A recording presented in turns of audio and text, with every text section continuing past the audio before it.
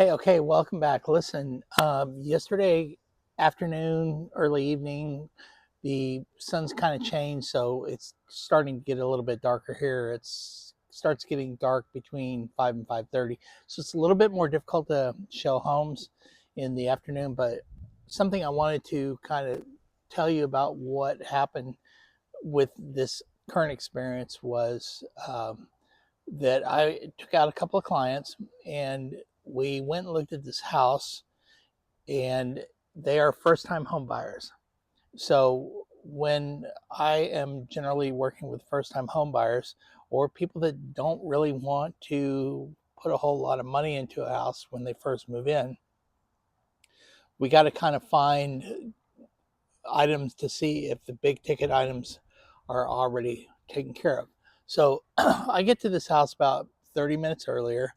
It's over in Plano. Full disclosure, I live in Flower Mound, but Plano is about 30 minutes from where I am right now. And it was a 2 bedroom up with a bathroom up. It had a kind of a open entertainment space that, like, if you've got little kids or anything, you put toys and stuff up there, or grandkids actually. It had an office downstairs with French doors. It had a small dining room. It claimed that it had a breakfast space, but really wasn't that. And the reason I bring up this on this particular video is when I looked at the pictures, it was kind of deceptive. And through no fault of probably anybody's, just the way the camera angle was, it showed this oven on the wall that looked further away than it actually was in person. Actually, the home looked better in person than it did on pictures. And it was about 1,900 square feet. The garage had been sealed and redone.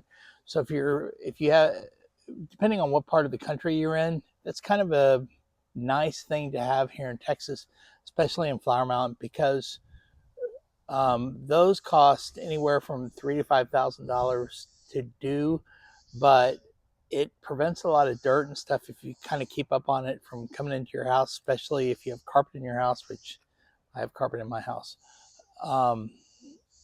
But I thought that was a good upgrade. I walked around the entire side of the house and I didn't see any cracks. I'm trying to look at, I can't show you anything here, but there's a seam that goes down. Um, we have a lot of brickwork in Texas homes, but there's a seam that goes down the side of the brickwork. It's kind of an expansion joint. Um, a lot of people think that's foundation work, which is not. I looked at the bottom of the base. If I can tilt this like down there, so you have the base down there, and then they put the bricks on top of that. But the foundation didn't have any major cracks or separation in it. The roof was only about a year old, which is fantastic in Texas. If you look, I'll kind of point it up here. That's what we call, here, I'll do that over there. That's a composition roof, composition asphalt. And that's what the majority of the homes use. Some use like a stone tile or whatever they call it. But the majority of the homes around this area were all asphalt. And they usually last about 30 years if we don't have any hail damage. So the big thing about this house was a lot of times we go into homes, kind of especially in Plano, and they're flips. And I haven't seen any flips in a little while since COVID. And this is November 2025. And I was super impressed. All the painting was done. It was trimmed out really nice. The carpet was a number one carpet. The tile work, the bathroom. This house was really nice. It has been on the market for 50 days. I believe that it's priced maybe $25,000 too high, but that's okay. I mean, we can work with all that. But I just wanted to let you know, when I got over there, I went and looked at the air conditioning system. It has split systems, so there were 2 air conditioning units. I couldn't see what the smaller unit had. The bigger unit was manufactured in 2022, so we're in 2025, 3 years. Good deal. The roof, I knew it was only a year old. That's 2. That's a good deal. Foundation, 3. Good deal.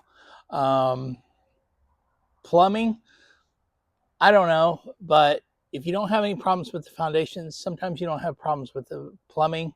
That looked like it was in good shape. And I like that garage floor.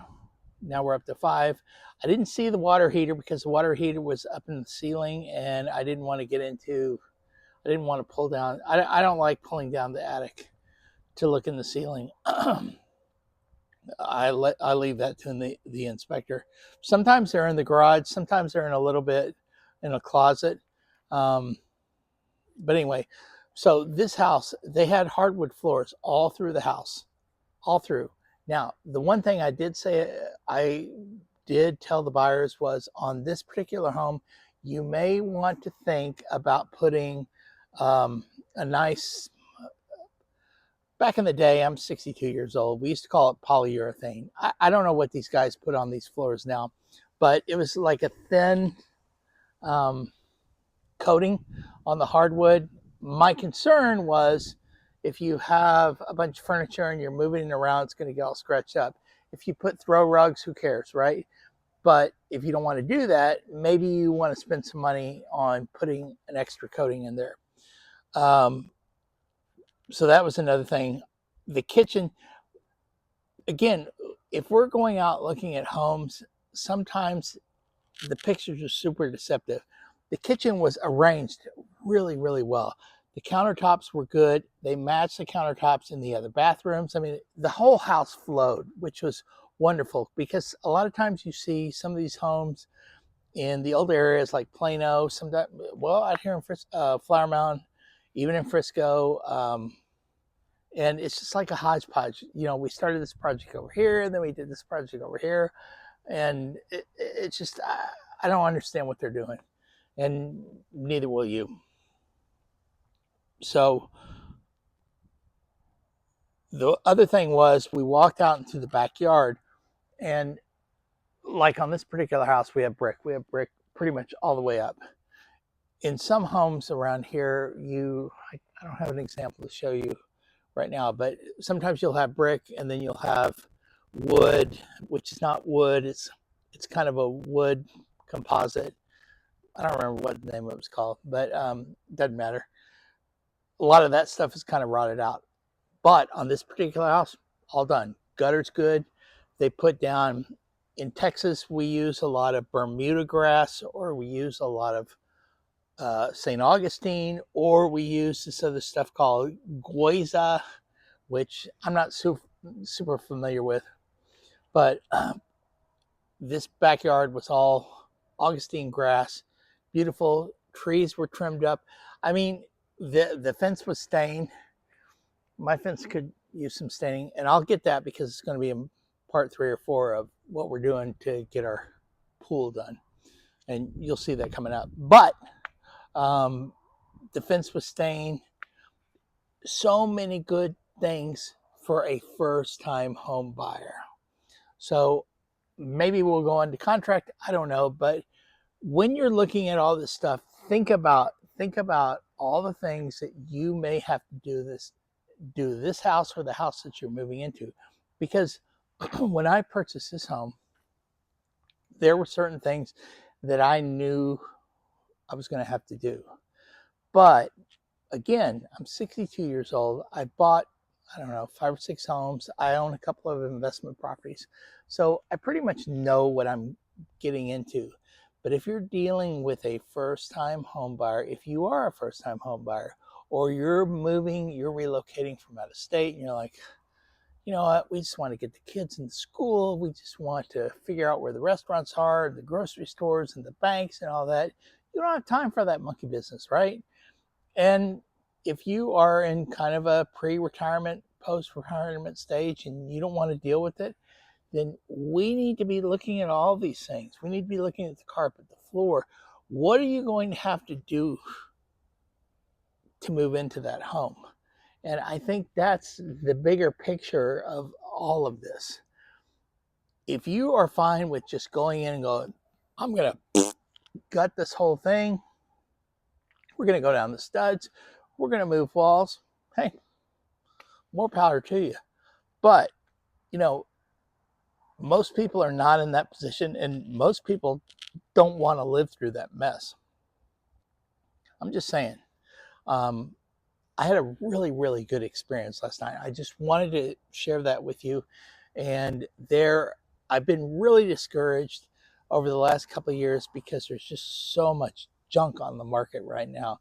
And I don't see a lot of flips, but I just see people asking so much money for stuff that is just ridiculously overpriced.